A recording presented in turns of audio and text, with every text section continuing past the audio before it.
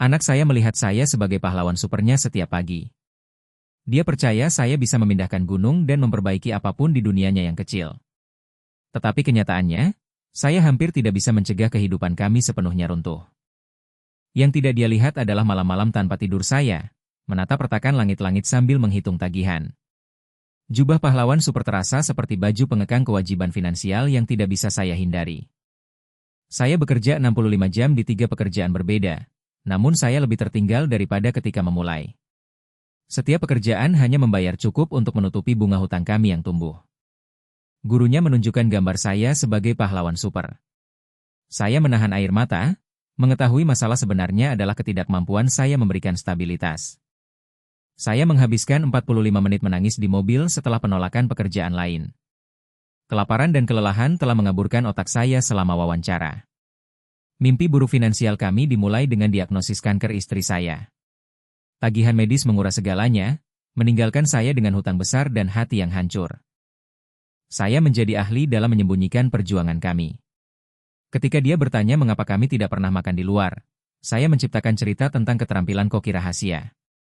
Kehidupan sosial saya menghilang karena tidak mampu membeli kopi dengan teman. Mereka berbicara tentang liburan sementara saya menghitung biaya sepatu. Ketika dia bertanya tentang Disneyland, saya menciptakan petualangan masa depan imajiner. Kebohongan ini menghancurkan saya tetapi melestarikan kepolosan masa kecilnya. Surat peringatan penggusuran tiba 2 minggu lalu. Saya menyembunyikannya di kotak peralatan, takut menjelaskan tunawisma kepada anak saya.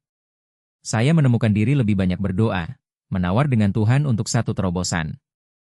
Martabat menjadi kemewahan ketika anak Anda butuh tempat tinggal. Melihat foto lama, saya melihat mata lelah ayah saya dalam bayangan saya. Saya bersumpah akan memutus siklus tetapi disinilah saya. Beberapa malam saya menontonnya tidur dan berbisik permintaan maaf untuk semua yang tidak bisa saya berikan. Rasa bersalah membentuk suara latar konstan dalam pikiran saya.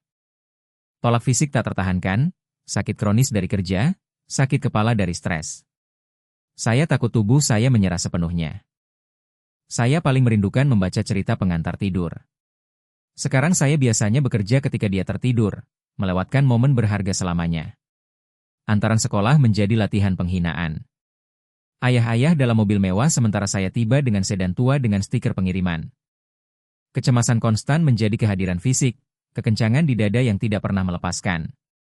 Saya khawatir tentang sakit, perbaikan mobil. Ketika dia bertanya apakah kami miskin, saya memberikan pidato, kaya akan cinta, sementara hati saya hancur. Pertanyaannya tetap ada di antara kami sekarang. Kemudian datang Kamis hujan yang mengubah segalanya. Mengantarkan makanan ke rumah mewah, pemiliknya mengundang saya masuk untuk menghangatkan diri. Tuan Harrison melihat melewati seragam basah saya, mengenali perjuangan familiar. Dia bertanya mengapa seseorang dengan etos kerja saya memiliki begitu sedikit. Dia berkata, saya adalah Anda 40 tahun lalu, dan menggambarkan titik terendahnya sendiri. Empatinya menciptakan ikatan instan antara kami. Malam itu memulai pendidikan finansial saya.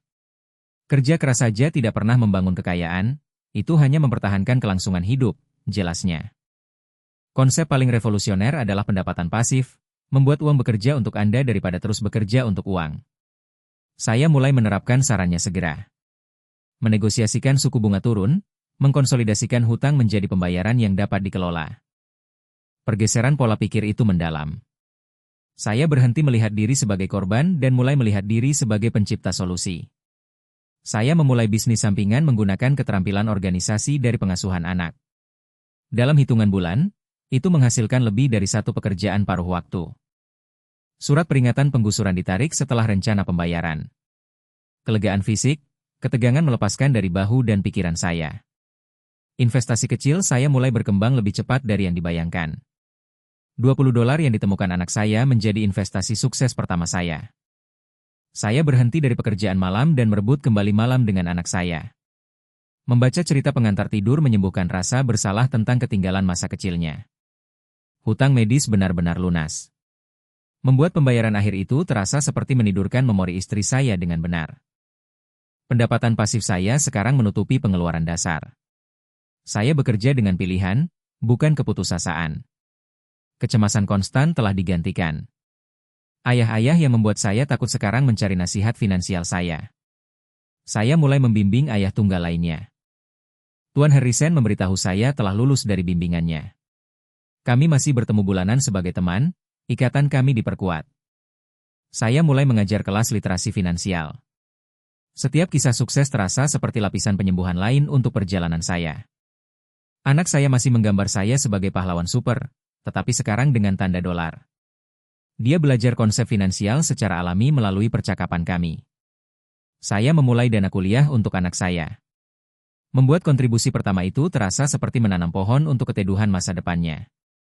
Malam hujan yang terasa seperti titik terendah saya mengandung benih transformasi. Perjuangan mempersiapkan saya untuk pertumbuhan. Setiap pagi ketika dia memanggil saya pahlawan supernya, saya akhirnya mempercayainya. Kekuatan sejati hidup dalam orang biasa menghadapi tantangan.